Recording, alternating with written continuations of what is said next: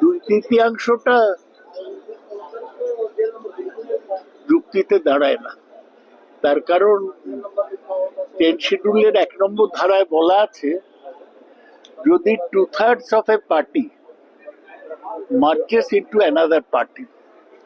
এখন পার্টি মানে তো শুধু কয়েকটা এমপি নয়, পার্টি মানে তার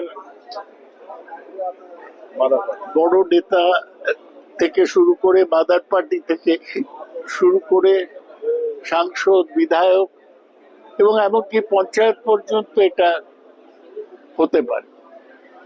সুতরাং এখানে সংখ্যাটা ইম্পর্টেন্ট নয়, প্রিন্সিপাল বা নীতিটাই ইম্পর্টেন্ট। না, সবার সাথেই যোগাযোগ আগেও ছিল, এখনো আছে। কারোর সম্বন্ধে ডিসঅ্যাপয়েন্টমেন্ট বেশি, তাদের সাথে কম, বাকিদের সাথে যোগাযোগ আছে। এই যে তৃণমূল ছাড়ার ব্যাপারে ক্ষোভ ছিল, ছেড়েছিল, ঠিক আছে, কিন্তু তৃণমূল থেকে এনসিপিআই হলো, এনসিপিআই থেকে এনডিএ হলো, এটা অনেকেরই ভালো লাগছে না। এর মধ্যে অনেক মুসলিম সাংসদরা আছে, অন্য সাংসদও আছে। আমি মোট সংখ্যা বলতে চাই না, তবে এটা সাবস্ট্যান্সিয়াল। ওরা কি পদক্ষেপ নেবে এখনো চূড়ান্ত করেনি, আমাদের সাথে আলোচনা চলছে, কিন্তু আমি আশাবাদী যে এরা কোনো রকম সিদ্ধান্ত নিতে পারেন। মূলত ধর্মনিরপেক্ষ শক্তিকে শক্তিশালী করার ব্যাপারে এইটাই বলার। না, যদি ওরা সত্যি আবার ফেরত আসেন তাহলে পিটিশন উইথড্র করে নেবো আমরা। তাছাড়া একটা ব্যাপার হচ্ছে, সময় চলে যাচ্ছে। কপিল সিবাল একটা ফাইল করেছেন, সেটা পুরো এই যে শিডিউল 10-এ যে যেরকম ইচ্ছে চলে যাচ্ছে, শুধু তৃণমূলের নয়, এটা শিবসেনার ব্যাপারও আছে। সেই পিটিশনটা হয়তো সামনের সপ্তাহে উঠবে, তখন আরো সমস্যা হয়ে যাবে। যদি পুরো এই পার্টি চেঞ্জ করা বেআইনি বলে পরিগণিত হয়, তাহলে এরা তো সমস্যায় পড়ে যাবে। তাদের পক্ষে ভালো হবে সংখ্যালঘু কোনো সংসদ যদি নিজের লোকসভা এলাকায় যায়, তাদের প্রশ্নের সম্মুখীন হতে হয় এবং হতে হচ্ছে। সংখ্যালঘুদের কাছে বিজেপি, এনডিএ কিছুতেই গ্রহণযোগ্য নয়।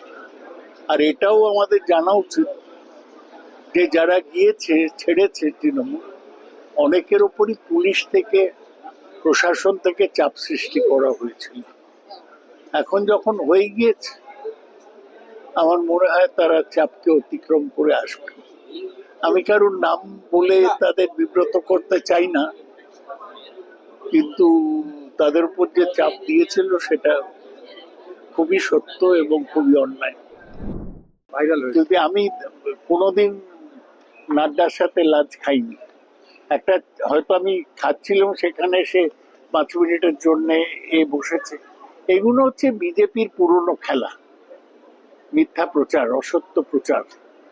সবাই জানে বিজেপির একটা আলাদা ডিপার্টমেন্ট আছে, ডিপার্টমেন্ট অফ স্প্রেডিং লাইস। ওরা একসময় রটিয়ে দিয়েছিল যে ইন্দিরা গান্ধীর ক্যান্সার হয়েছে। ওরা সব পারে, সাদাকে কালো, কালোকে সাদা, সুস্থকে অসুস্থ, অসুস্থকে সুস্থ, ওরা করতে পারে, করছে। কিন্তু তাদের উপর এত অত্যাচার করেছে পুলিশ এবং প্রশাসন, তাতে ওরা সিদ্ধান্ত নিতে বাধ্য হয়েছিল। এ তো পশ্চিমবাংলায় বিজেপি তো অর্ধেকটা ফাংশন করে পুলিশের থ্রুতে। সব তৃণমূলের লোকদের ধরে ধরে কেস দিয়ে জেলে দিয়ে দিচ্ছে, গুন্ডাদের দিয়ে তো মার খাওয়াচ্ছেই। এটাও হচ্ছে। ওনাদের সাথে কথা বলবো, এরকম যে অনেকে আসতে চাই, খবরটা মমতা ব্যানার্জির কাছে আছে। হ্যাঁ, সেটা থাকবেই, কিন্তু উনি যেহেতু বলেছেন যে আমি বলেছেন, তখন আবার আলোচনা করবে। কোনো সিদ্ধান্তই রাজনীতিতে তো চূড়ান্ত নয়, সবসময় পরিবর্তন হয়। Subscribe to One India and never miss an update. Download the One India app now.